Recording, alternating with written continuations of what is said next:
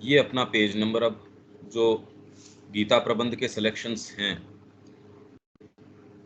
ये 10वां पॉइंट अपना आ गया। पेज है 369। युद्ध को और उससे होने वाले विनाश को कम से कम करना। भारतीय संस्कृति में, क्योंकि ये तो हम पढ़ के आ गए कि मानव प्रकृति जिस तरीके की है, युद्ध तो हमारा एक विधान है ही। भारतीय सभ्यता ने युद्ध को और उससे होने वाले विनाश को कम से कम करने को अपना मुख्य उद्देश्य बनाया। इस प्रयोजन के लिए इसने सैन्य दायित्व को एक छोटे से वर्ग तक सीमित। अब इसने क्या क्या किया कि खाली सेना ही लड़ेगी और खाली एक वर्ग विशेष है जो लड़ेगा, और वो वर्ग विशेष वो होगा जो अपने जन्म, स्वभाव और परंपराओं से इस कार्य के लिए चिन्हित थे, मार्ग थे इसके लिए, और जो साहस, अनुशासित बल, प्रबल परोपकार परायणता, ये नहीं कि मेरे को कोई रक्तपात में आनंद आता है। धर्म का इतना बड़ा अंकुश है भाई। युद्ध के लिए आप ये सोचिए कि ये वाला तो वर्ग युद्ध कर सकता है, स्त्री है, पुरुष है, वृद्ध लोग हैं, जो व्यापारी वर्ग है या फिर आपके शूद्र वर्ग है, वो इसके अंदर ब्राह्मण वर्ग है, वो इसके अंदर आपके भागीदारी नहीं ले रहा। आपके शहर से अलग जाके युद्ध क्षेत्र के अंदर आप युद्ध करोगे। युद्ध के टाइमिंग्स हैं, युद्ध का धर्म है, जिसके बाद युद्ध नहीं होगा, जिसमें यदि कोई किसी भी क्षण ये चाहे कि मैं इसके अंदर नहीं हूं, वो उससे निहत्थे पे आप वार नहीं कर सकते। आप ये सोचिए कि मैं आपको ये कहूं, क्रोध करोगे, इन इन नियमों के अंदर क्रोध कर सकते हो, तो आपकी क्रोध की वेहेमेंस, आप कहे यार अब ये क्रोध क्या हुआ। क्रोध तो मतलब आपके अंदर जितनी भी प्रचंडता है एक साथ वो तो आ रही है बिना कोई कंट्रोल के। आप पे अनुशासन लगा दिया जाए इतने से इतने बजे तक, इस तरीके से इन्हीं शब्दों में तू क्रोध कर सकता है, तो आप कहे सारा तो इसका डंक तो निकाल दिया। सारी जो हवा है, इतना गुबार है आपका, अनुशासन में आते ही कि आप क्रोध भी अनुशासन में कर सकते हो, देखिए आप उसका क्या अर्थ निकलता है। तो युद्ध की जो विभीषिका है, जो और कहीं देखने को मिलती है, पीठ पीछे वार नहीं कर सकते, निहत्थे के ऊपर मार नहीं कर सकते, ये वाली बात नहीं कर सकते, ये चीजें तो राक्षस फॉलो कर रहे थे, ये वाली बातें तो राक्षसों की थी। तो आप कितना डीपली इस संस्कृति ने देखो इम्प्लांट किया है इस सारी चीज को। अनुशासित बल, प्रबल परोपकार परायणता। रावण भी जब युद्ध के अंदर मूर्छित हो गया था, तो सारथी उसको भगा के ले गया, तो बाद में होश आया, करे तूने ये क्या किया, तू मेरे को मर जाने देता वहां पे, तूने तो मेरी अपकीर्ति कर दी, तूने तो जीवन को भी तूने खराब कर दिया, ये क्या किया तूने। मतलब उसके ये भाव देखो आप। तो सारथी उससे ये कह रहा है कि जी मैंने अपने धर्म का पालन किया है, मेरा धर्म ये है। कुछ आप महाभारत के अंदर भी देखो, कुछ जो सारथी रहे उनका क्या रोल रहा। इसमें कोई ये वाली बात नहीं, भगवान खुद सारथी बने हुए बैठे हैं वहां। तो कैसी परोपकार परायणता, धर्म परायणता, इसके अंदर इनके जो डायलॉग्स आप देखते हो, एक्चुअल में तो ये वाली जो श्री अरविंद की बातें हैं, श्री अरविंद ने पुराणों के विषय में, वेदों के विषय में, या इस संस्कृति के विषय में जो जो कहा है, उसके इलस्ट्रेशंस पहले तो समझना, उसके इलस्ट्रेशंस देना बहुत ज़्यादा आवश्यक है। लोग समझ ही नहीं पा रहे कि श्री अरविंद फंडामेंटली कह क्या रहे हैं, कुछ नहीं समझ में आता। ये वर्ण व्यवस्था, इसकी इतनी मैंने चर्चा कर ली, इतना है, मैं तो इसकी कहीं कोई न तो रिटर्न में देखता कि कोई पब्लिकेशन इसके ऊपर एज सच हो इतनी क्लैरिटी से, इस तरीके से, और कोई चर्चा का तो कोई विषय ही नहीं है। हाँ, इसके ऊपर जो आजकल आप ऑनलाइन देखते हो, पर वो चर्चा और श्री अरविंद जो कह रहे हैं, वो शब्द भले ही ये काम में ले रहे हैं, अगर आपको समझ नहीं है तो आप ये कह देंगे हाँ ये भी वर्ण व्यवस्था की बात कर रहे हैं। वर्ण बोलने से थोड़ी कोई वर्ण व्यवस्था हो जाती है। श्री अरविंद जो कह रहे हैं वो तो फंडामेंटल्स के अंदर जा रहे हैं। वैसी बातें कुछ अगर थोड़ा बहुत कर रहे हैं तो विवेकानंद जी कर रहे हैं, पर उसको भी कोई कौन टच कर रहा है, कोई टच कर ही नहीं रहा उस बात को।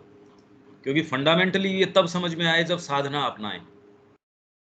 प्रबल परोपकार परायणता और वीरतापूर्ण उत्कृष्टता के गुणों में आत्मा के प्रस्फुटन के द्वारा इस कर्म में अपने आत्म विकास के स्वाभाविक साधन पाते थे।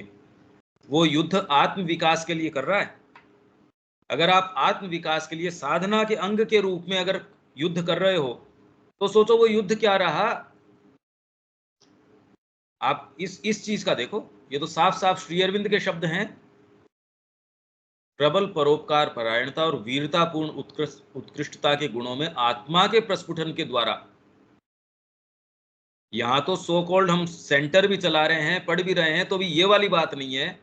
वहां एक सामान्य जो छात्र वर्ग है, क्षत्रिय वर्ग है, उसके लिए भी ये चीज है कि वो आत्मा के प्रस्फुटन के द्वारा इस कर्म में अपने आत्म विकास के स्वाभाविक साधन पाते थे। ये सारे स्वाभाविक आत्म विकास के लिए कर रहा था वो। ये जो चीज क्षत्रिय कर रहा था वो आत्म विकास के लिए कर रहा था। आप अगर आत्म विकास के लिए कोई चीज करो तो आप बताओ उसका स्वरूप क्या होगा, तो उस युद्ध का स्वरूप क्या हो गया। ये है नहीं कि खाली ये कोई फिलोसॉफिकल चीज थी, एक्चुअल युद्ध कभी इस तरीके से हुआ नहीं। फिर तो कोई मतलब ही नहीं है ये बात कहने का। फिर तो श्री अरविंद का ये कहना अपने आप में बहुत ही अनफिलोसॉफिकल बात हो गई है, अनएथिकल बात है, जिसके लिए एक उच्च आदर्श के अनुशासन में रखकर बिताया योद्धा जीवन एक क्षेत्र और संभावनाओं सुअवसरों को प्रदान करता है। यही बात उसको फिर बाद में अर्जुन ने यही बात कही तो भगवान ने कहा ये तो creed of the Aryan fighter है। दूसरे अध्याय में इससे अगला वाला ही पॉइंट, ये 11वां पॉइंट आप देखेंगे तो ये आ गया आर्य क्षत्रिय का धर्म मत, creed of the Aryan fighter. Sri Aurobindo ने यही गीता प्रबंध आप खोल के देखोगे या एसेज ऑन द गीता देखोगे, उसमें creed of the Aryan fighter ये नाम दिया है। बाकी समुदाय हर तरह से रफ्तार और आक्रोश से सुरक्षित था। बाकी समुदाय, उनके जीवन और व्यवसायों में इसका यथासंभव कम से कम हस्तक्षेप था। अब यूं तो मान लो युद्ध का क्षेत्र है, उसके अंदर आप घोड़े भी लगेंगे, उसके लिए जो जो चीजें लगेगी युद्ध के अंदर, उसमें आपका जो वो व्यवसाय है वो तो इन्वॉल्व हो ही जाएगा। भाई अभी तो जो कंट्रीज आर्म्स बनाते हैं, एम्यूनिशंस बनाते हैं, वो ये सोचते हैं दुनिया में कहाँ युद्ध करवाएं तो हमारे भी क्या। अमेरिका सारे समय इसकी कोशिश करता रहता है, नहीं तो ये करेंगे क्या इनका। वो ऐसा नहीं था कि हम तलवारें बना रहे हैं इसलिए इनको युद्ध करने की जरूरत है। अब की मानसिकता वाली नहीं।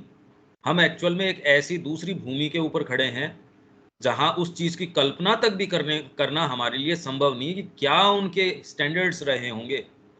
युद्ध है, वो अपने आत्म विकास के लिए युद्ध कर रहा है। सोचो आप,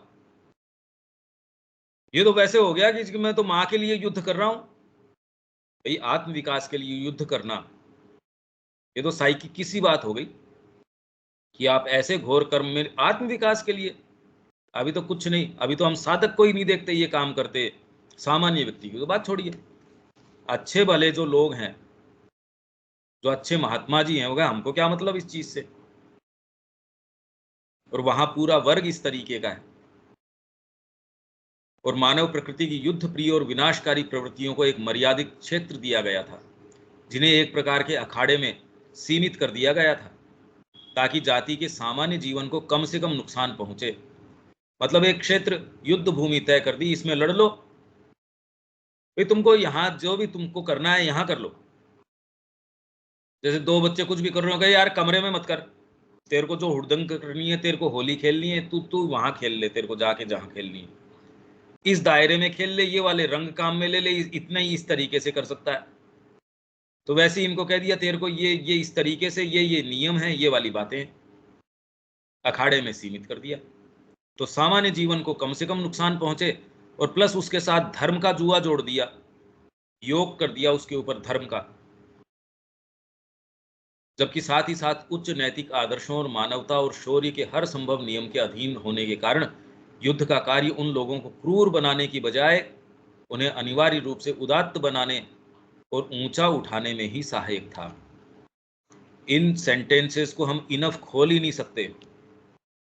ये एक एक सेंटेंस ऐसा है जिसमें सारी भारतीय संस्कृति समझो तो एक सेंटेंस समझो। तो 19वें के बाद में 20वां जो वॉल्यूम आएगा वो इसी भारतीय संस्कृति का है। वो इससे भी भयंकर रूप से गंभीर है, जबरदस्त गंभीर चीज है वो। उसका तो पता नहीं, अब जो ये देख रहे हो यही आप सोच रहे हो कैसी बातें हैं। अब तो आगे से आगे हमारी यात्रा है, ऐसे क्षेत्रों में प्रवेश करेगी कि जहां यदि आप इसके ऊपर मेहनत नहीं करते, आपको एक शब्द नहीं समझ में आएगा। हाँ, वहम तो हो ही रहा है इतने दिन से, और अपन यात्रा करेंगे तो वहम तो कुछ न कुछ तो आपको हो ही जाएगा, पर एक्चुअल समझ और वहम में फ़र्क है। तो 20वां वॉल्यूम हो जाएगा इंडियन कल्चर के ऊपर, 21वां और 22वां हो जाएगा लाइफ डिवाइन।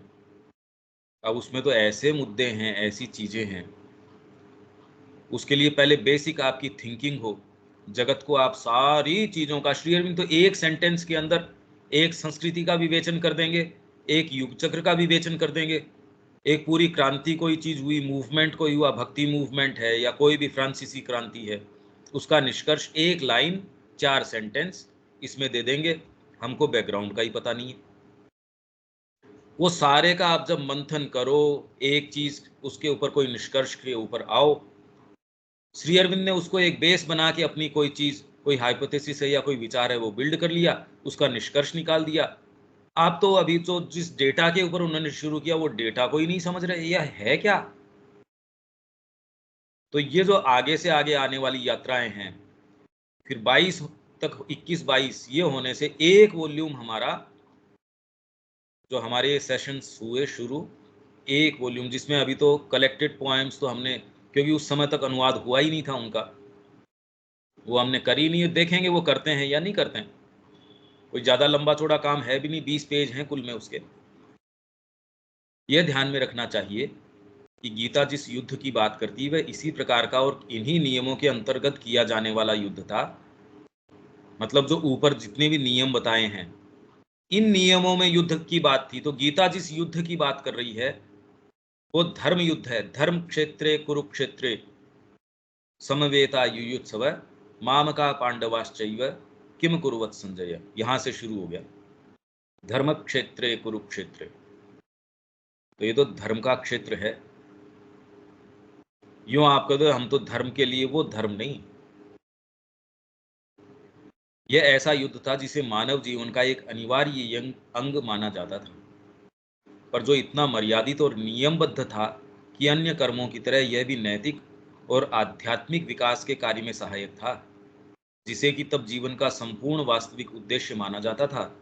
ऐसा युद्ध जो बिल्कुल सतर्क रूप से तय सीमाओं के भीतर ही इसमें भागीदार पुरुषों के शारीरिक जीवन का विनाश करने वाला होता। शारीरिक जीवन का विनाश कर रहा है,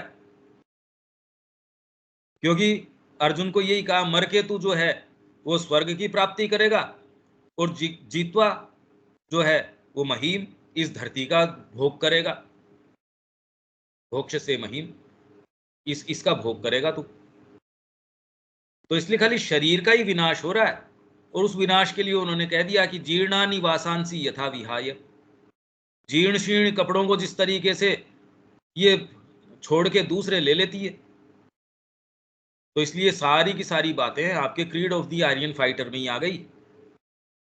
आप सोच रहे हो गीता बड़ी ऊंची बातें कर रही है, ये तो यही आपके तो जितनी आध्यात्मिकता है वो सारी की सारी creed of the Aryan fighter में ही।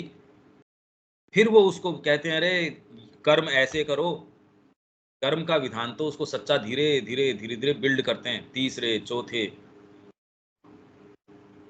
तो जीवन का विनाश करने वाला होता था। आप एक एक शब्द के ऊपर श्री अरविंद कोई भी ऐसा नहीं है कि कोई आलंकारिक रूप से कह रहे हैं, या वो तो एकदम हर शब्द के अंदर नपातुला है और पैक्ड तरीके से दे रहे हैं। पर जो उनके आंतरिक जीवन और जाति के नैतिक उत्थान के लिए रचनात्मक होता था, कि एक जना, अब पन्ना धाय है या जो राजपूती जो औरतें भी हैं, स्त्रियां हैं, उनका देखो आप, हाड़ी रानी की कहानी जब आप सुनते हो तो उसने, अगर वो काम न करे, जो जो आपकी ये जो चीजें हैं, जो शौर्य की गाथाएं हैं, वो अमर हो गई। झांसी की रानी की जब आप सुनते हो, भाई वो तो आपके देर सवेर आपके साथ भी वही हो जाना है, मृत्यु तो होनी ही है, उसका क्या वैभव है। क्या लपेट रहे हो उसको इतना, मेरा परिवार, मेरा ये, मेरा ये। जब आप इतनी बेसिक आपके समझ में आ जाती है तब प्रश्न करते हो यार जीवन में ये, जब आप पहले तो असंतुष्ट हो जाते हो, ये कोई जीवन है क्या? भले आप साधना अपना लो तो भी आप वेजिटेट करते रहते हो। वेजिटेट करना समझते हो आप?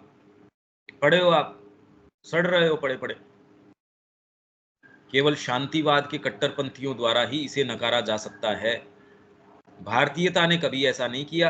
ये तो पश्चिम के आजकल जितने भी ये प्रश्न उठते हैं या जिस तरीके से इसको सामने रखा जाता है, ये खाली पश्चिम की दुर्गंध है। भारतीय खुद का विचार करते नहीं, उस दुर्गंध को स्वीकार करके अपने आप को कल्टीवेटेड या रिफाइंड या कल्चर्ड या डेवलप्ड बताते हैं, जबकि इसका भारतीयता से कोई संबंध नहीं है। वो तो समझ ही नहीं सकते ये कर क्या रहे हैं। अगर वो शौर्य की गाथाएं न हो, उनको हटा दिया जाए और प्योर यूटिलिटेरियनिज्म हो जैसा कि आज है, मतलब क्या बचेगा आपके पास? जैसे कीड़े मकोड़े हैं, दीमक की जो कॉलोनी है, कितना लाखों वो पैदा कर रही है, लाखों मर जा रहे हैं, दीमक हैं सारी की सारी, चाट रही है धरती को खाली। वो इतना नुकसान नहीं पहुंचा रही है, आप ज्यादा नुकसान पहुंचा रहे हो। वो तो सारी साइकिल को अपघटन का काम कर रही है दीमक तो। वो न हो तो आपके यहाँ अंबार लग जाए कूड़े का। हम खुद कूड़ा बने हुए हैं। हम तो अगर ये काम नहीं कर रहे तो he is an insect crawling among other ephemeral insects.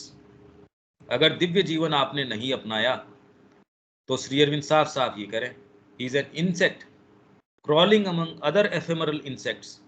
उसमें आपकी सारी तो राजनीति की पद्धतियां आ गई, चिंतन की धाराएं आ गई, आपके जितने भी ये सब इकोनॉमिक्स आ गई, सब पॉलिटिक्स आ गई, सब टोटल आ गई। वो कीड़े कुलबुलाने की बात कह रहे हैं श्री अरविंद। तो केवल शांतिवाद के कट्टरपंथियों द्वारा ही इसे नकारा जा सकता है कि अतीत में युद्ध ने, जब वह आदर्श के अधीन रखकर किया जाता था, तो इस उत्थान में सहायता की। जैसे कि उसने योद्धा भाव और शूरवीरता, क्षत्रिय के भारतीय आदर्श, समुराई के जापानी आदर्श के विकास में सहायता की। और आज भी आप इन गाथाओं में रस लेते हो और आज भी आप इसके आधार पे खड़े हो। कान में धीरे सी उसको ये कह रहे, जापानी बालक के माँ कह रही है कितना भी रोता बिलखता हो, कान में धीरे सी तू समुराई नहीं है, चुप हो जाता था ये आदर्श। अभी कान में क्या आपके दिया जाता है, अरे तेरे को ये बनना है आदर्श वादर्शी, कोई बात नहीं बेटा, तेरे को तो देख हमारे बुढ़ापे को सुधारना है, हम जो चीजें पूरी नहीं कर पाए ये हमारा बेटा पूरी करेगा। बेटा भी कहता पिताजी तो ने तो सारे जीवन नौकरी करी, बेचारों का हमको सारों को पढ़ाया, ये किया, अब मैं पिताजी को महल बना के दूंगा। तो आप ये कहते हैं ये तो श्रवण कुमारी पैदा हो गया इसके, अगर ऐसा हो तो भी। तो आप ये कह रहे ये तो श्रवण कुमार पैदा हो गया इनके। तो हमारे मानक क्या हो गए आप ये देखो। वहीं आपके कान के अंदर ये कह रहे अपने आप को उत्सर्ग करो। क्षत्राणी यदि पैदा हो गई तो उस तरीके से कुछ नहीं। अभी वो हाड़ी रानी की जो कहानी है वो अभी शादी होके आई है और युद्ध का बिगुल बज गया इतने के अंदर। वो कह रहा है मैं युद्ध के अंदर नहीं जाऊंगा। तो उसने कहा ठीक है मैं जाती हूँ युद्ध के अंदर, और तू मेरी चूड़ियां जो है ना ये पहन ले। फिर बाद में वो राजी हुआ उस चीज के लिए। अब वो गया, जाके फिर बाद में कहता रानी से कोई सेनानी लेके आ जाओ, मतलब कोई निशानी ले आओ, तो युद्ध के अंदर मैं अगर वीरगति को भी प्राप्त हो जाऊं, कुछ भी हो जाए, मतलब आसक्ति है अभी भी। तो वो क्षत्राणी का तेज जिस तरीके का था, सिर काट के दे दिया।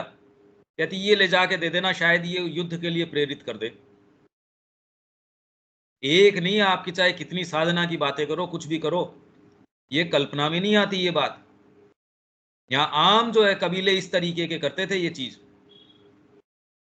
कि आप युद्ध क्षेत्र के अंदर जा रहे हो, सामने दुर्ग है सपोज, उसके भाले लगे हुए हैं, आपके कितने बड़े बड़े दरवाजे हैं उनके भाले लगे हुए हैं पॉइंटेड।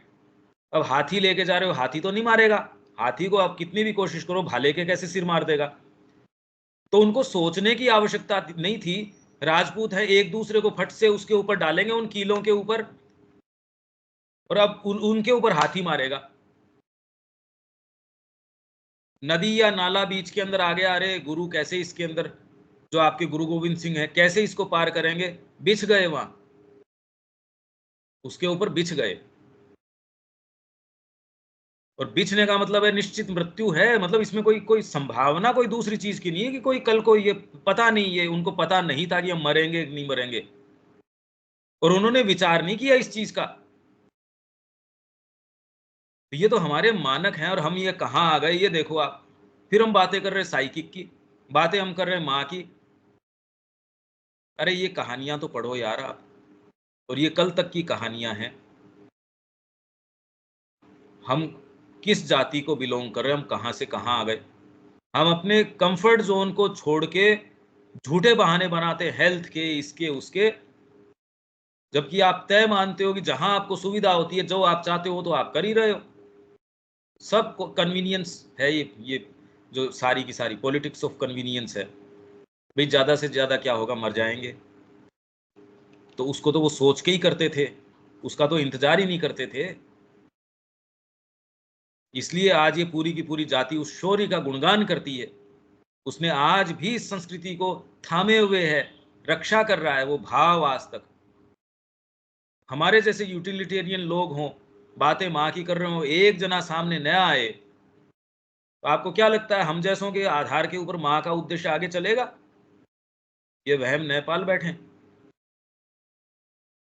वो जो उन्होंने क्षत्रियों ने किया मिनिमम था।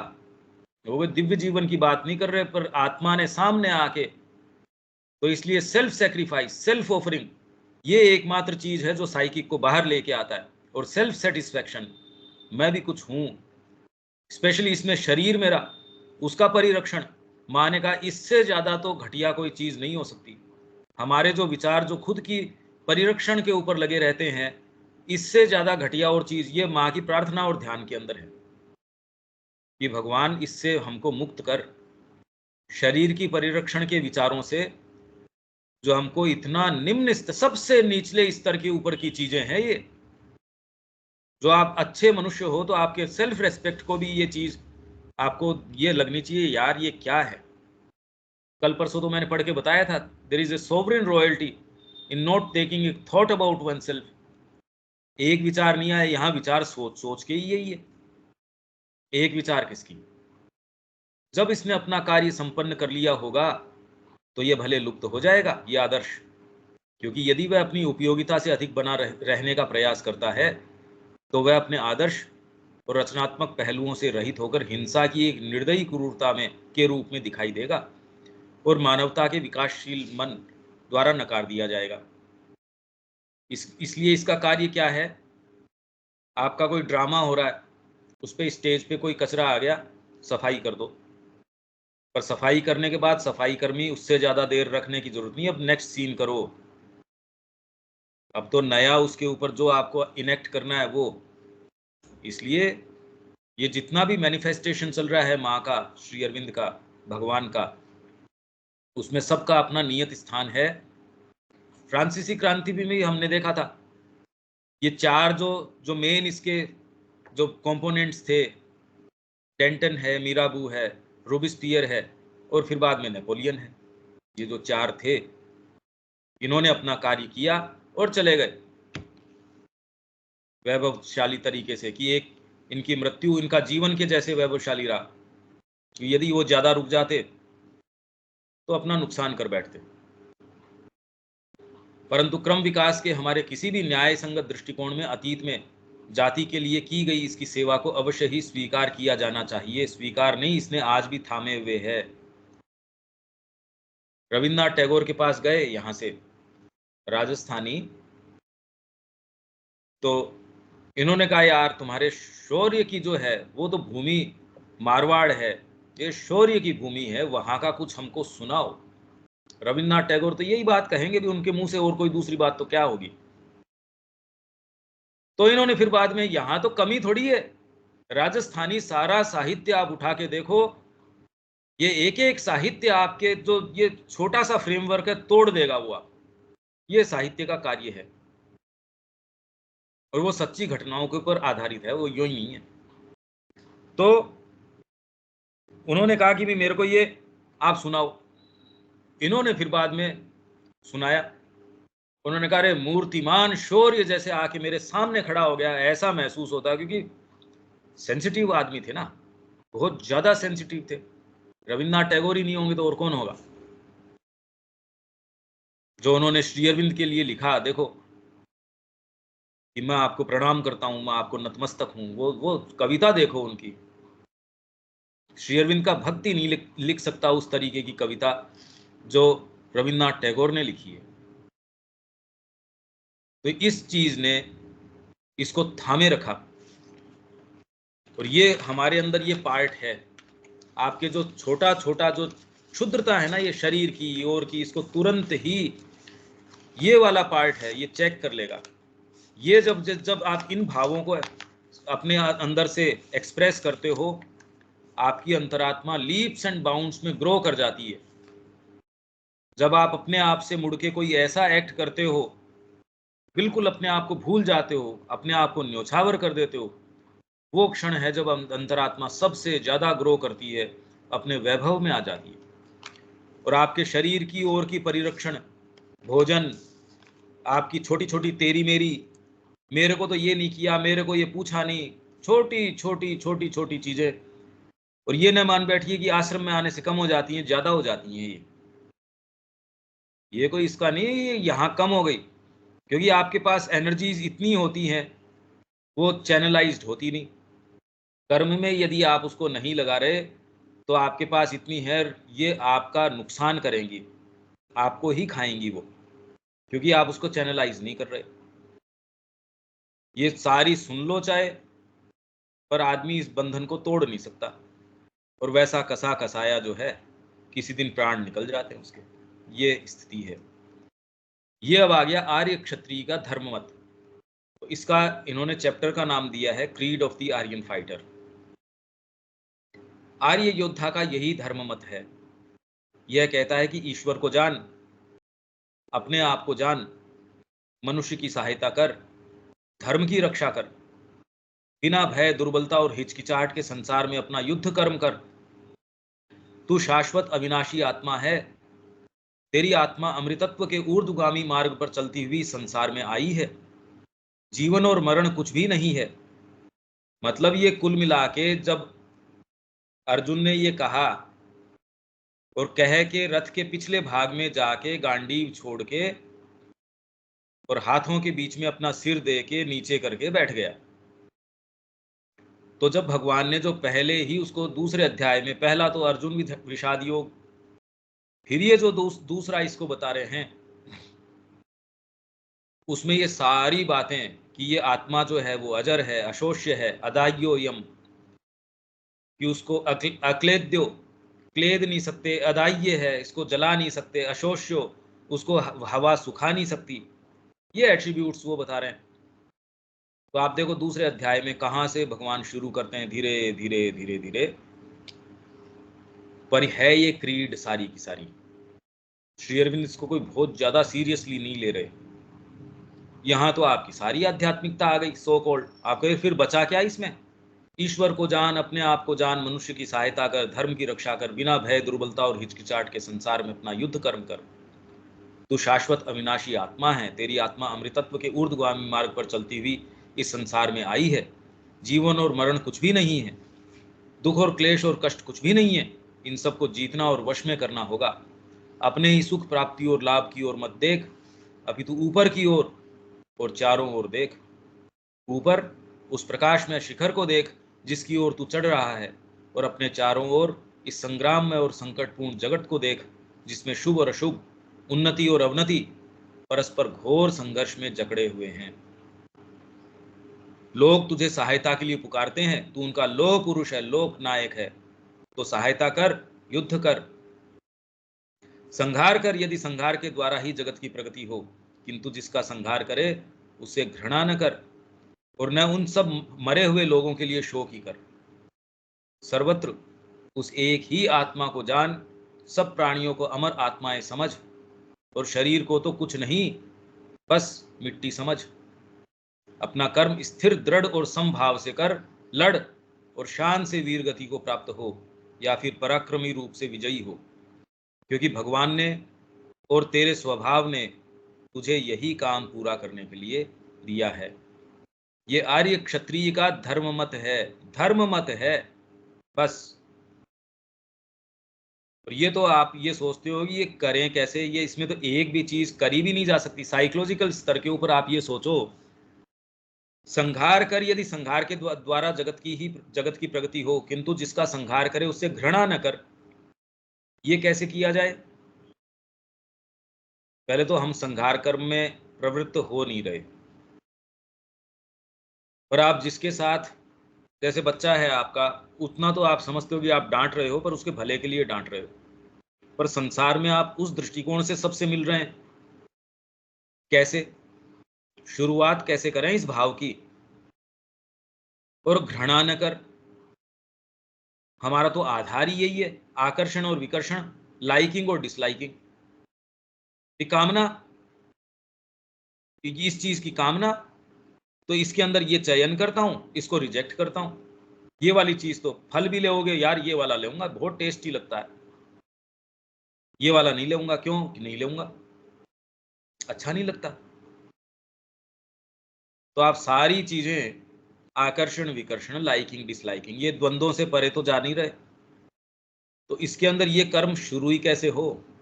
कह तो दिया, इसीलिए अर्जुन ये पूछने को प्रेरित हुआ, नहीं तो गीता यहीं खत्म हो जाती अर्जुन। और अगर आप इसको स्वीकार कर लेते हो, पर आपके ये समस्या है नहीं, इसलिए आपके लिए कोई गीता की इतनी कोई प्रासंगिकता है सच है भी नहीं आपके लिए, इन द सेंस जिसके ये प्रश्न नहीं उठ रहा। क्योंकि अर्जुन ने तो इसके बाद ये प्रश्न किया कि क्या ऐसा करना संभव है?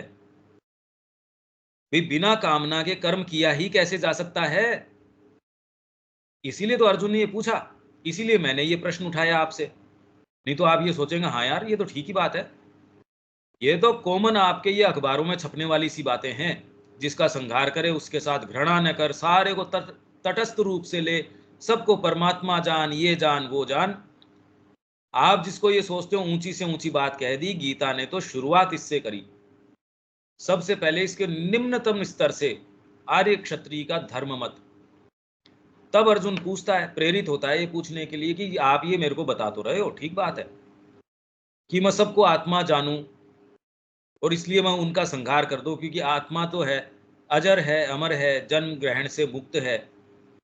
पर इसकी ये दलील कैसे हो गई? ये जस्टिफिकेशन क्या हो गया? तलवार ले और किसी को मार डालो। यहाँ जितनी भी सब घूम रही हैं बाजार के अंदर, वो सारी सोल्स हैं। तो आप एक टैंक लेके निकल पड़ो, सारों को मार डालो कि जी आत्माएं हैं, दोबारा जन्म ले लेंगी। और ये दलील और दो कि मैंने तो कष्ट काटे हैं इनके, ये वाली योनि से मुक्त हुआ, जल्दी दूसरी मिल जाएगी। ये नहीं कर सकते। क्यों? क्योंकि लास्ट वाली लाइन क्या कह रही है? क्योंकि भगवान ने और तेरे स्वभाव ने तेरे लिए ये करने को दिया है। तो आपके स्वभाव ने दिया है क्या ये करने को? स्वभाव का हमको सेंस नहीं। अभी तो बाहरी भाव का ही विवेचन नहीं कर रहे, स्वभाव का कहां से? ये इतना इन्वॉल्व पैसेज है, इसके आधार पे इसीलिए अर्जुन ने कहा ये तो संभव है नहीं आप जो कह रहे हो। आप कह रहे जरूर हो, पर कर्म में ये कर पाना तो संभव नहीं है।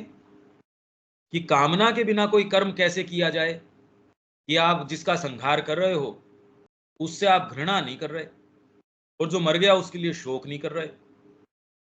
हमने नहीं देखा कि कोई अवतार भी उससे ऐसा सच ऊपर हो कि जो चयन न करता हो। माँ क्या चयन नहीं कर रही थी कि ये भोजन तो टेस्टी है, ये भोजन टेस्टी नहीं है, ये व्यक्ति बढ़िया है, ये बढ़िया नहीं है, या जो भी। जब आप चयन कर रहे हो मतलब आपके सेंसेस तो काम कर रहे हैं। जीभ है, आंख है, नाक है, काम है, कान है, बारी इंद्रियां भी काम कर रही है, भावनाएं भी काम कर रही है, मानसिकता भी काम कर रही है, और दूसरे भाग हैं वो भी काम कर रहे हैं। किनको तकलीफ नहीं होती होगी? तो श्री अरविंद ने कहा कि कोर तक मेरे को कोई चीज मूव कर सकती है। उन्होंने अपने ससुर को पत्र लिखा, मृणालिनी देवी की मृत्यु के बाद में जो पत्र लिखा वो देखो, या कई कई इंस्टेंसेस के ऊपर कि अरे ये चीज तो कोर तक टच करती है। तो अगर वहां तक भी टच कर रही है तो हम क्या सोच रहे हैं? तो गीता एक ऐसी फिलोसॉफी बता रही है जो इम्प्रैक्टिकेबल है, होती ही होगी भाई। इसीलिए बहुत बड़ा वर्ग ऐसा है जो कह रहा है अरे ये कह रहे हैं अक्षर पुरुष की बात कर रहे हैं, क्षर पुरुष की बात नहीं कर रहे हैं। आप अक्षर ब्रह्म में चले जाओ तो साइकोलॉजिकली हाँ सब्जेक्टिवली आपको ये प्राप्त हो सकती है। मतलब भौतिक तरीके से तो आपको कामना से पिंड छुटा लिया, इसीलिए योगी ये कह रहे हैं यार पिंड छुटाओ इससे। ये सारी की सारी बातें अक्षर पुरुष को बिलोंग करती हैं और आपका स्वरूप अक्षर पुरुष ही है। ये शरीर तो नाशवान है, तो गीता कोई नाशवान शरीर की बात नहीं कर रही, ये तो आत्मा की बात कर रही है। इसके अंदर जो दूसरा अध्याय है उसको बेस बता देंगे और ये बता के कहेंगे अक्षर पुरुष के अंदर स्थान ग्रहण कर ले। तो जितनी टीकाएं हैं वो स्थित प्रज्ञ की ओर की ये बातें करके ये कह देगी कि ये टॉप मोस्ट आधार है, बाकी तो दूसरे अध्याय यो ही हैं। एक कोई थोड़ा बहुत है तो विश्व रूप दर्शन है बस। और तो ठीक है, जिनको कोई किसी को कुछ कुछ उसमें से निकालना है वो कोई कोई और कोट कर देंगे, बाकी तो जिसको जो निकालना है उसके ऊपर ज्यादा अपना ध्यान केंद्रित करेगा। अच्छा, इसके अंदर कोई बात या कोई चीज, क्योंकि इसके बाद अपनी जो कमेंट्री है इसके ऊपर पार्ट 1 में वो मैं आपसे शेयर करूंगा। अभी तक ये प्रश्न तो आपके समझ में आ रहा है क्या विवेक? किसी के भी कोई बात हो, मैं नाम नहीं भी बोल रहा तो सारों का नाम तो लेने की जरूरत ही नहीं, आपको जिसको जो हो। हाँ हाँ भैया, प्रश्न तो नहीं है लेकिन जो मूल प्रश्न है वो समझ में आ रहा है। भाई ये ज्ञान देना साम इजी है। ये तो कॉलम्स के अंदर रोज कॉलम छपते रहते हैं अखबार के अंदर और रद्दी में बेचे जाते हैं, उनकी क्या वक़्त है। ये तो रोज ऐसी बातें, आत्मा ये है, आत्मा वो है, ये है वो, सब फालतू बातें हैं। अर्जुन को क्योंकि वो तो ऐसे माहौल में खड़ा था, वहां तो उसको लड़ने के लिए प्रेरित कर रहे हैं, कैसे लड़ ले वो। आप ये सोचो कि जिस काम में भगवान उसको ये लॉलीपॉप्स हैं बेसिकली, ये दे के बच्चे को कह रहे हैं, बच्चा कह रहे हैं मैं कैसे दे दूं आग के अंदर हाथ, मैं तो नहीं दूंगा। आप जो बातें कह रहे हो ये मेरे को, तो फिर वो इसके अंदर कहता है आप जो कह रहे हो वो तो कोई कर्म का आधार तो बन नहीं सकता। इसलिए अर्जुन ये पूछता है तो कामना के बिना कर्म किया कैसे जा सकता है, इसलिए पूछता है अर्जुन ये। आप कहते हो हमने श्री अरविंद की ऐसे गीता पढ़ ली, इस बात के ऊपर आए नहीं, क्योंकि ये बेसिक गुत्थी आप नहीं समझ रहे। अर्जुन के तो समझ में आ गई, क्योंकि उसको तो युद्ध करवा रहे थे, उसको नहीं समझ में आती तो किसको आती, उससे तो मरवा रहे थे। वो तो लास्ट तक भी सारे को ये देख के अगर वो प्रश्न न करे और यही कह दे हाँ चलो मैं युद्ध करता हूं, तो दूसरे अध्याय में गीता खत्म हो जाए। वो तो प्रश्न करता है कि ये नहीं होती, ये आप तो मेरे को मेरी बुद्धि को भ्रमित करने वाली बातें कर रहे हो। एक तरफ आप ज्ञान को ऊंचा बता रहे हो और दूसरी तरफ मेरे को युद्ध के अंदर नियोजित कर रहे हो। आप डिसाइसिवली कोई ऐसी बात बताओ, बिना कामना के कर्म कैसे किया जा सकता है, और युद्ध कर्म जैसा कर्म, और फिर कह रहे हो कामना रहित होके। वर्तमान में आपको ये गुत्थी नहीं समझ में आ रही कि ये कामना कहां तक घुसी हुई है। उसको समझ में आ रही थी कि इसका मतलब क्या है। अब इसके ऊपर अपनी जो कमेंट्री है, ये पहला वॉल्यूम 2 वॉल्यूम्स में से उसका पेज 61, लगभग आप सबके पास पुस्तक है, नहीं तो स्क्रीन के ऊपर है। इसका टाइटल भी ऊपर ये देखो, आर्य क्षत्रिय का धर्ममत। और यही हमने इस बात को अभी पूरा किया, क्योंकि भगवान ने और तेरे स्वभाव ने तुझे यही काम पूरा करने के लिए दिया है। यहाँ हम देखते हैं कि आर्य पद्धति में किस प्रकार क्षत्रियों के अति उच्च आदर्श स्थापित किए जाते थे। क्षत्रियों के और हर वर्ण के अपने आदर्श थे और उसका अपना सेल्फ रेस्पेक्ट था। शूद्र है अगर मीनियल सर्विस भी कर रहा है तो उसका सेल्फ रेस्पेक्ट था, ये नहीं कि उसको कोई उपहास की दृष्टि से देखते थे। बहुत डीप रेस्पेक्ट की दृष्टि से देखते थे। अगर ब्राह्मण अपना धर्म प्रॉपर तरीके से नहीं निभा रहा, वो उस क्षत्रिय से बहुत ज्यादा निकृष्ट है जो अपना धर्म बहुत ईमानदारी से निभा रहा है, अपने स्वभाव का पालन कर रहा है। और कहीं भी गुरु अपनाने में कोई दिक्कत नहीं थी कि ब्राह्मण वर्ग से ही गुरु आए, इसकी कोई आवश्यकता नहीं थी। उनको कहीं कोई दिक्कत ही नहीं थी किसी वर्ग को स्वीकार करने के अंदर। भाई आप ये देखिए कि ब्राह्मण की महत्ता दिखाने के लिए इन्होंने, चैतन्य महाप्रभु ने एक समय जब इनके बुखार हो गई अब वो सारे उपाय कर लिए, वो नहीं जा रही। तो उन्होंने कहा कि भी कोई ब्राह्मण का चरणोदक अगर लाया जाए, उसके पांव धो के उसका धोवन है वो मेरे पास लाया जाए, तो मैं इससे ठीक हो जाऊंगा। कोई ब्राह्मण सामने नहीं आए इस चीज के लिए, अच्छे भले ब्राह्मण, या जो भाई उस समय तो आप जिस समय की आप सोच रहे हो, उस समय तो माहौल भी दूसरा था, आज की टेक्नोलॉजीज वगैरह नहीं थी। दूर दूर तक भी उन्होंने, कोई सामने नहीं आया कि हम तो नहीं करेंगे, ये पाप कौन करे। ब्राह्मणों को ये समझ में आ रही है, भले तू होगा जाति से ब्राह्मण, ये पाप कौन करे कि तेरे पांव का पानी जो है उनको भेजे करना, ये तो हम नहीं करेंगे। एक जना सामने नहीं आया। बाद में उन्होंने कहा कि अरे मैं मर जाऊंगा, मेरी तकलीफ से ज्यादा तुमको ये है क्या, तब फिर बाद में कोई मुश्किल से कोई तैयार कि ठीक है साहब, अब ये कह ही रहे हैं भाई, इनकी तकलीफ से बड़ी मेरी तकलीफ थोड़ी हो सकती है। ये करके बड़ा अपने आप के जी के ऊपर पत्थर रख के ये काम किया। तो आप ये देख सकते हो कि ब्राह्मणों को इस चीज का सेंस था कि ब्राह्मणत्व क्या होता है। इसी प्रकार ब्राह्मण, वैश्य और शूद्र के लिए भी उनके अपने अपने उच्च आदर्श स्थापित किए जाते थे। उन्हें उन आदर्शों में ढाला जाता था ताकि निम्न प्रकृति किसी हद तक उन आदर्शों के अनुरूप वश में रहे। तो जो देविका जी पूछ रही थी, राष्ट्र धर्म ये धर्म, ये खाली आपकी निम्न प्रकृति पशु को वश में रखने के लिए है। इससे ज्यादा कि ये जितने आपके इतना हवा है सारी चीजों का, इससे ज्यादा नहीं है। ये हवा इसलिए लगता है कि मनुष्य उससे भी नीचे है, इसलिए हवा है। अपने अहंकार में ये स्वीकार करना बड़ा मुश्किल लगता है व्यक्ति को। यही अगर उसके पास कुछ थोड़े बहुत साधन हो, तब तो वो स्वीकार कर ही नहीं सकता। अपने शरीर के सुख आराम के लिए जीना तो आर्य पद्धति के आदर्श में था ही नहीं। पर इससे कोई दिव्य कर्म का शुभारंभ नहीं हो जाता। ये सारी बातें आर्य क्षत्रिय के धर्म मत में तो हो ही गई। फिर अर्जुन का ये प्रश्न पूछना, भाई सीधे सीधे आप लॉजिकली चलो ना, इसको, इसके इंडिकेशंस, ये बातें क्या चल रही है, आप एक से एक कड़ी तो समझोगे। नहीं तो आर्य क्षत्रिय के धर्म मत में आ गया आत्मा ये है, ऊंची से ऊंची जो आपकी बातें हैं, फिलोसफीज हैं, वो सारी की सारी इसके अंदर आ गई। और उसके बाद अगर अर्जुन ये प्रश्न कर रहा है तो फिर कर्म का आधार क्या हो, कर्म कैसे करूं, तब भगवान उसको कहते हैं यज्ञ स्वरूप, मेरी प्रसन्नता के निमित्त। तो उससे पहले उसकी जो पद्धतियां थी वो क्या थी, परंतु प्रस्तुत प्रसंग में, इसलिए कुछ जब हम में से ये कहते हैं कि अहम ब्रह्मास्मि, सब एक ही हैं, ये हैं, ये बात फंडामेंटली ठीक है, पर आप अभी उस जगह नहीं हो कि आप ये कह सको। ये फर्क है। इसलिए भारतीय संस्कृति में अधिकारी भेद,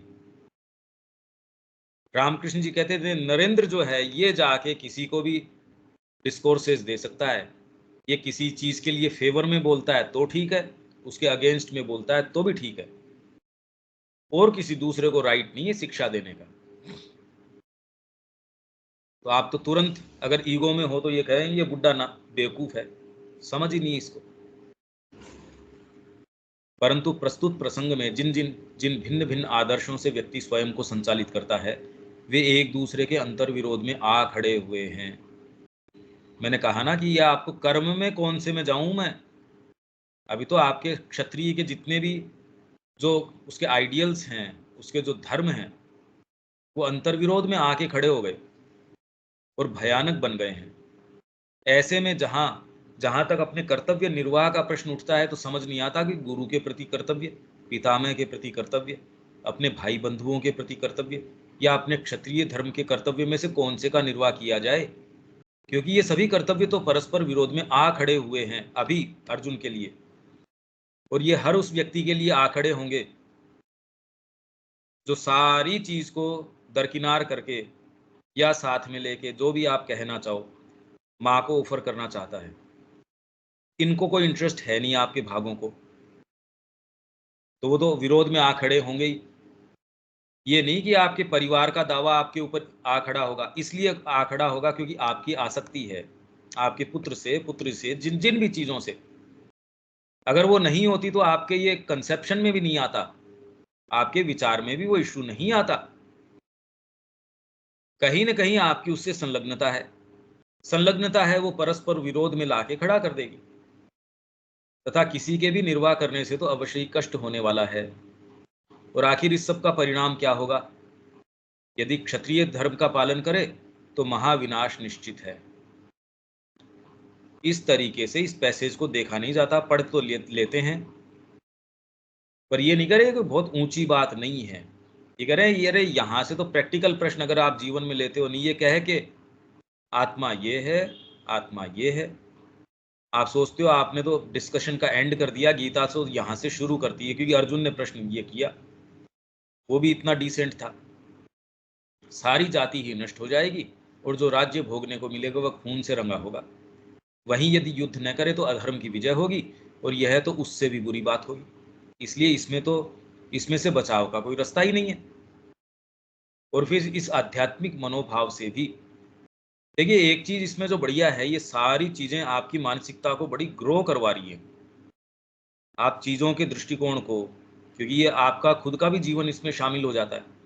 हम कैसे देखें, जो दलीलें आप रात दिन अपने आप को या जिस भी तरीके से दे रहे हो उस वातावरण में बनाए रखने के लिए, वो दलीलों का जब खंडन होता है तो अब आपके पास फिर धीरे धीरे धीरे धीरे ये दलीलें भी, फिर आप तुरंत समझ जाओगे कि मन बदमाश है, झूठी दलीलें देता है।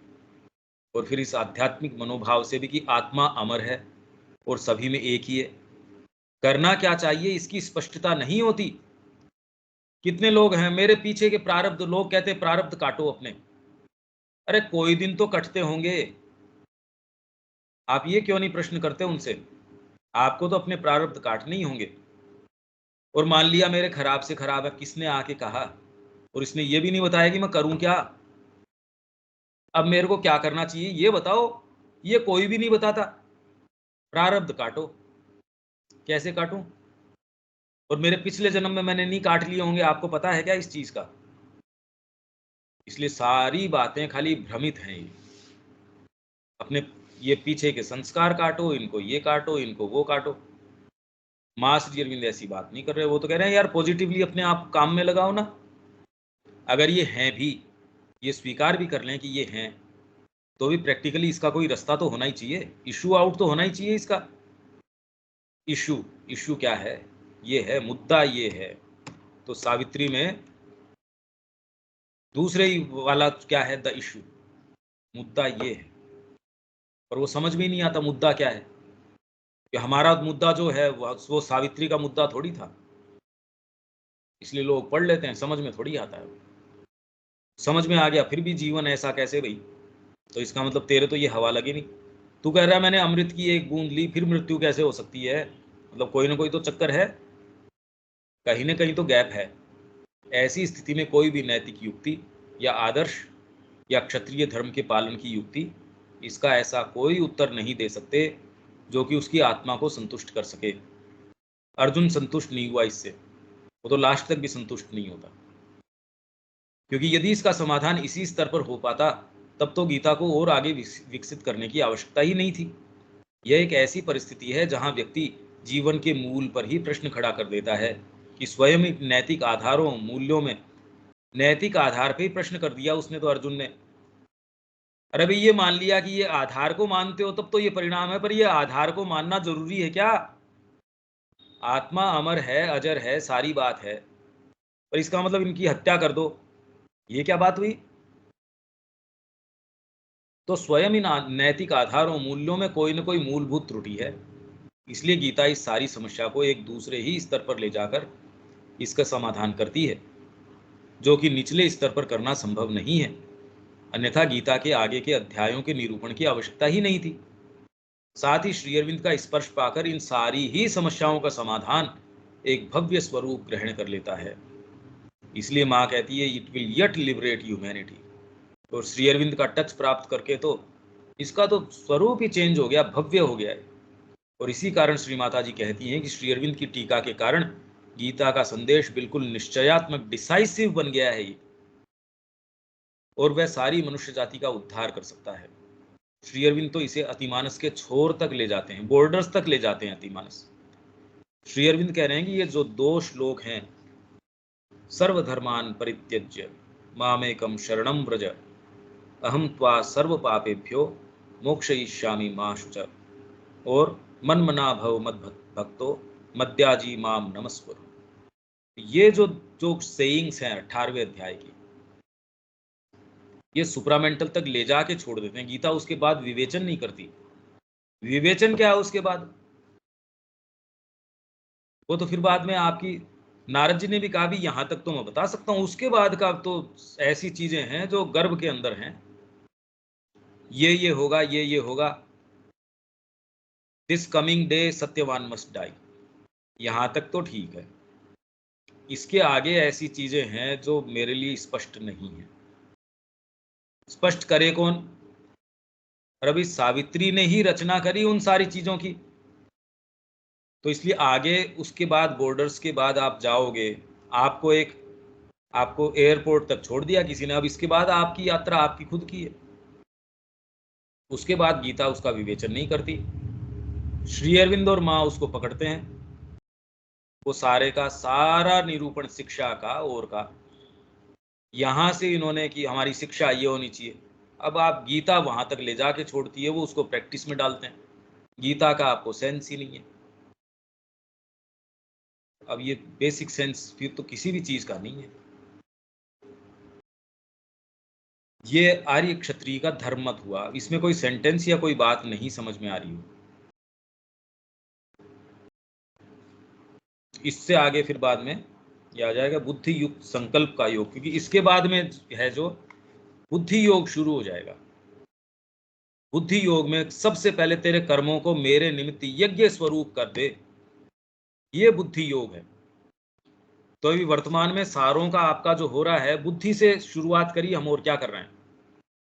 बुद्धि में यदि ये क्लैरिटी आ जाती है तो धीरे धीरे धीरे धीरे जो लोअर आपकी चीजें हैं उन पे कुछ अंकुश लग जाएगा। कि हर चीज आप, कई चीजें तो कि आप ये कि मैं तो माँ की प्रसन्नता के लिए ही करूंगा, तो कई चीजें हैं वो तो यूं ही आपकी चली जाएंगी। आप ये देखेंगे कि ये इसमें माँ की प्रसन्नता कैसे हो सकती है।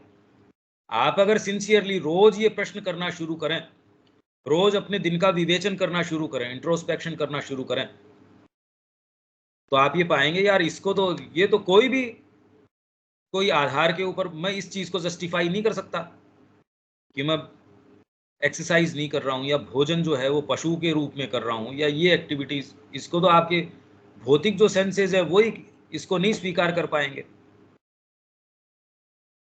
तो ये बुद्धि योग शुरू हो जाएगा इसके अंदर। इस बुद्धि योग में कोशिश करेंगे और कितना, ये सांख्य, इसमें तो जो अपनी कमेंट्री में इसके बाद आता है सांख्य योग, इसमें कोई विशेष मेरे को आवश्यकता ऐसी महसूस होती नहीं कि इसको कोई इसमें जाया जाए। एज सच कोई पर्टिकुलर आपका प्रश्न हो तो भले ही।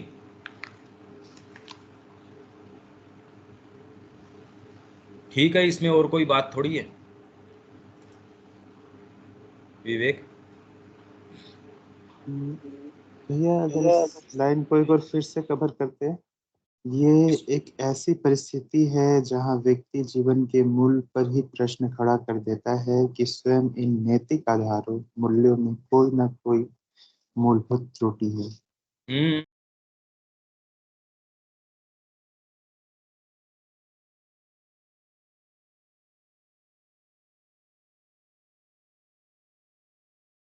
हेलो।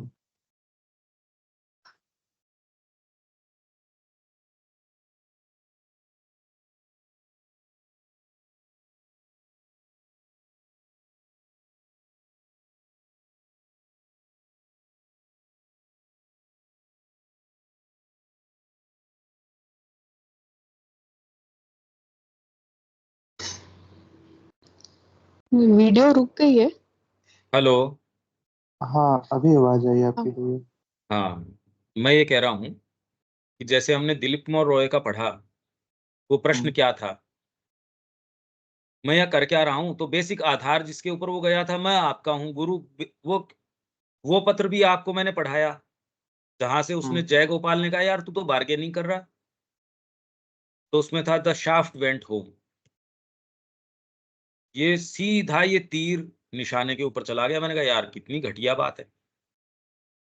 पर ये वही आधार को फिर उसने क्वेश्चन कर लिया कि मैं यहाँ कर क्या रहा हूँ, मैं तो कोई विशेष, मेरी बंजर भूमि। पर ये तय करने वाला दिलीप कुमार होता कौन है? जब फंडामेंटली आपने अपना घोड़ा बेच दिया, तो अब इस पे कौन चढ़ेगा, कैसे चढ़ेगा? बार-बार ये कोई कोई प्रश्न है क्या? नैतिक आधार के ऊपर ये आप प्रश्न, मैं यहाँ क्या कर रहा हूँ? मेरे को यहाँ क्या मिल रहा है? मेरे को करना ही क्यों चाहिए? हत्या क्यों करनी चाहिए मेरे को इनकी? अर्जुन के जितने भी प्रश्न हैं, वो बेसिकली उन आधारों के ऊपर प्रश्न कर रहे हैं। तो जब आप आगे जाते हुए आपके सेंसेशंस चीत्कार कर देते हैं, मैं कौन-सी माँ के लिए आया, मेरा पुत्र है, पुत्री है, वो खत्म हो गया। जीवन के अंदर मैं पीछे मुड़ के देखता हूँ और बहुत तकलीफ पा रहे हैं। ये जो दिलीप कुमार रॉय की शिष्या थी, इंदिरा देवी, इनके बच्चा था, बहुत बीमार हो गया। इन्होंने पूछा, तो दिलीप कुमार रॉय, ना इंदिरा, जिस जहाज से, जिस नाव से हम आए थे, वो तो जला के, वो जल चुकी बेटा, तू वापस कैसे जाएगी? ये एक आध्यात्मिकता की विशेष बात है कि वो, तो आदमी जब अपने, और इसके जो आपकी मानसिकता है, जो एंडोवमेंट जिसको आप मान के चले थे, वो ही चेक में आ जाएँगे। जो जहाज का हमने रूपक दिया था, जो आज सुबह कृष्ण प्रेम का हमने पढ़ा, उससे पहले ही वो रूपक है। सबसे पहले वो आपके विरोध में आ जाएँगे, आपके चिंतन, आपका, अरे! तो फिर इससे तो ये कैसे होगा, इससे ये कैसे होगा? अभी वर्तमान में तो इसकी क्या चर्चा करी जाए, क्योंकि आप तो उसी आधार पे खड़े हो। जब कोई दूसरे आधार पे हो और वो आधार आपका क्वेश्चन करने लगे, तो ये प्रश्न उठता है।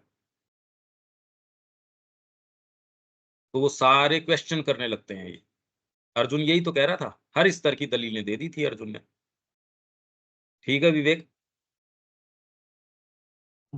हाँ भैया। रविकांत जी, हाँ जी ठीक है।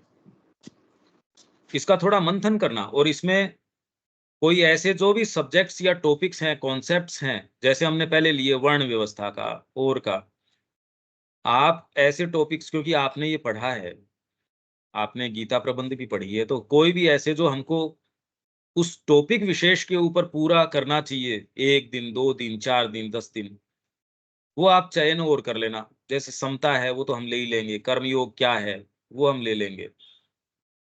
तो गीता में मैं कोई चीज़ छोड़नी नहीं चाहता। हाँ, इस फ्रेमवर्क में, सिलेक्शंस के फ्रेमवर्क में रहते-रहते, नहीं तो इसको कोई अंत ही नहीं है इसका, ये तो हमेशा के लिए तो मैं नहीं कर सकता। पर कोई कॉन्सेप्ट जो ये पॉपुलर सेइंग है, तो ये क्या है ये? कैसे समझें इसको? वो रविकांत जी, आप जितना, क्योंकि आपने किया हुआ है, ये आप देखना कि कोई कॉन्सेप्ट जो, कि भई ये एक पर्टिकुलर, जैसे समता के ऊपर हमने वर्ण व्यवस्था पे किया, तो वो अपने आप में एक पूरा सत्र हो गया वर्ण व्यवस्था के ऊपर। तो वैसे ही कोई कॉन्सेप्ट जो नहीं हो, या आपको लग रहा है ये अलग से अपने को इसको डील करना चाहिए, वो आप बता देना। ठीक है शब्या जी, कोई बात है इसमें? ठीक है। तो यहाँ विराम देते हैं, कल मिलते हैं। जय श्री माँ। जय श्री राम।